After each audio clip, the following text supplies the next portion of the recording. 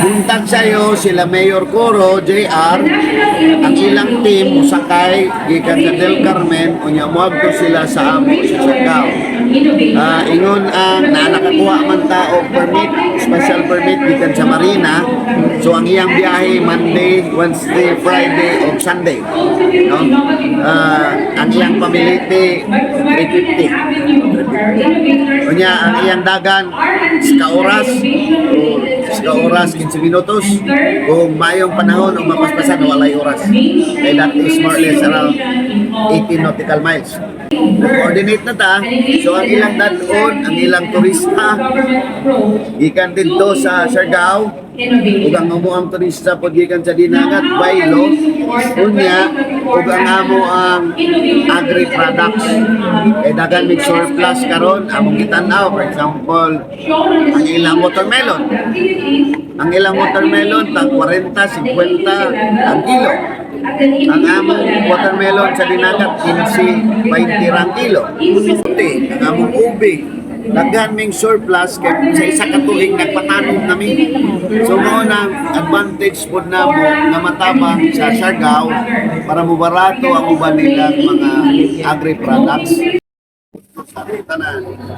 We came here for the fourth leg of the launching of our regional development plan, Caraga RDP 2023-2028. So klaro man na, we have already shown you that the blueprint of our development in Caraga is the I2 FAME, meaning industrialize, innovate the FAME, which is our fisheries, our agroforestry, our mining, and our ecotourism. So this is the blueprint or centerpiece of the development of Caraga region in the next 5 years up to year 2028.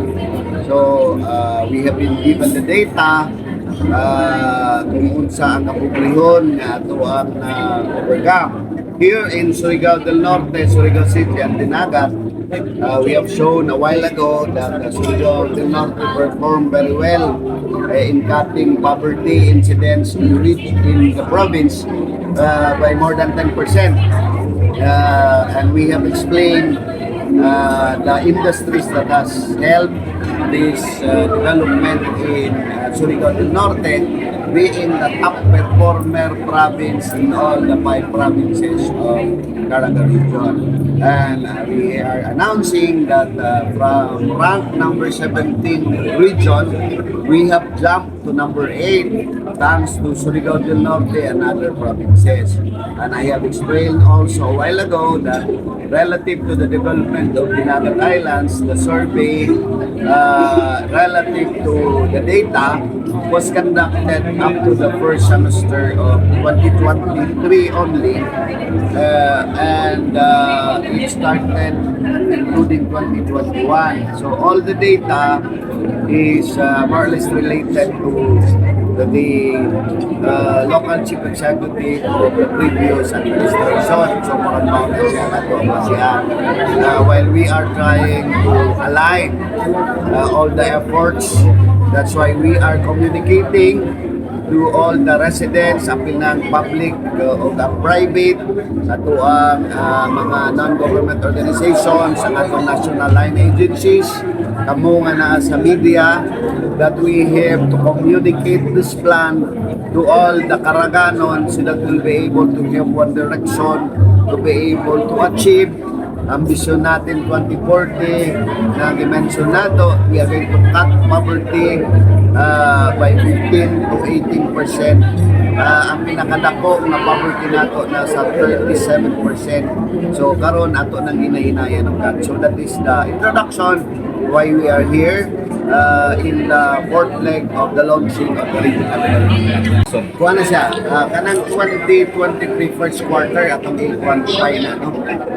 Wala pa mahuman ang tibok tuig, but we all know na ang Dinagat Islands being a new province, being an island province, being the smallest province, so pagkwintahay in terms of area and population sa ato ang national tax allocation, gamay na daan ang share plus geographically isolated kami. So meaning, if you're going to look at goods that are coming to Dinagat Islands, medyo kinahanglan mo isakay o plancha. So primarily, rationally, mahal na yun siya daan.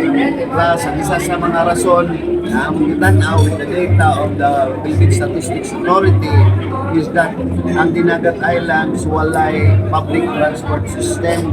Di pareha sa tanang mga probinsya nga dyan ilang jeep, dyan ilang bus. So mo na isa nga naka-pull down sa ating infection rate. With all the things that we have been doing since we assumed office, ato na naging tanan on how can we be able to solve the problem. And we have initial data that we are in the 2023 we are able to cut the public incidence. We will just wait for the data for the So sir, kung mabutangan ng tulay, masolban na ang poverty. Isa na siya sa mga game changer, no? Not only for Dinagat, because we all know na kita ang gateway sa Visayas and Mindanao. So kita ni-connect sa Visayas via Southern Leyte. And ang Southern Leyte for the Region 8 is coordinating with Region 5. Para butangan po nilang tulay sila dito.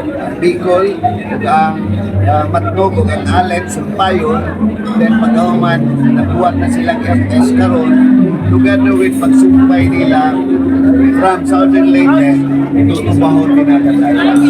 So madayoning bridge in which I will be talking to the President on April 30. This is number 1 of the top 3 priority projects sa Caraga region. The bridge that will connect Surigao City through Nonok, Dinagat, at the same time to Southern Leyte will eventually solve the enigma on how are we going to cut down poverty. Salamat. Sir, Bob, Sol Monteros from the XSJ. About the food security of your place, how do you see it?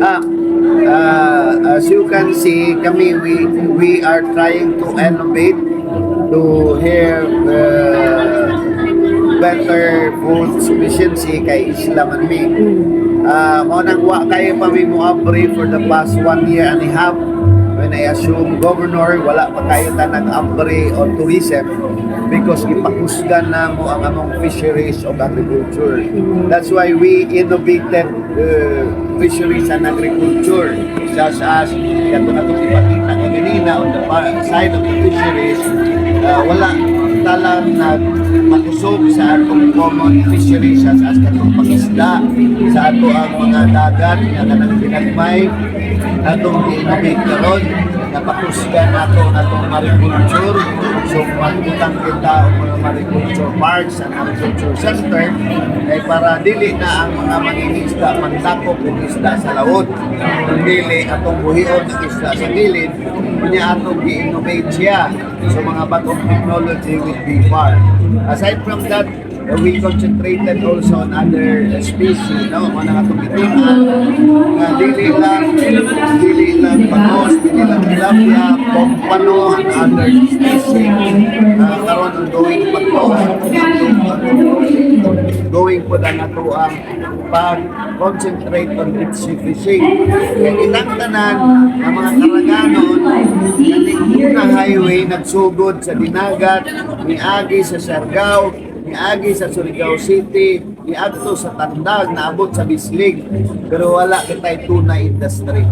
Ang Jensan nga to as tuboy, mo'y nakakuha sa tanang tuna, eh wala man tayo pamaagi kung sa mandakong kainin.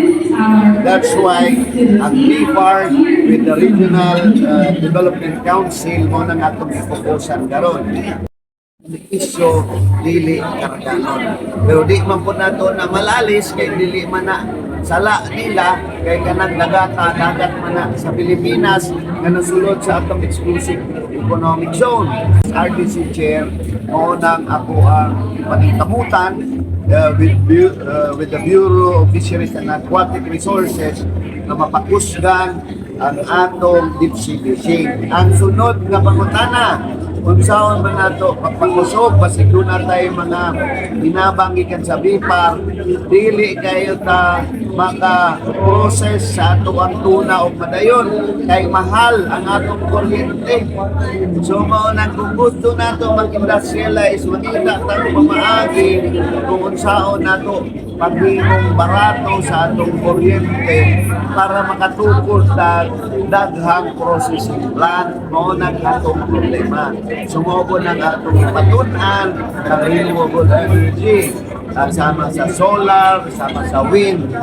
O karon kaning bag-o nag-iakto ni Presidente BBM, nagpirma sila sa Japan o Amerika dito sa New York kaning mga bag-ong sources of nuclear energy na safe, gamay ra, simple, nya barato.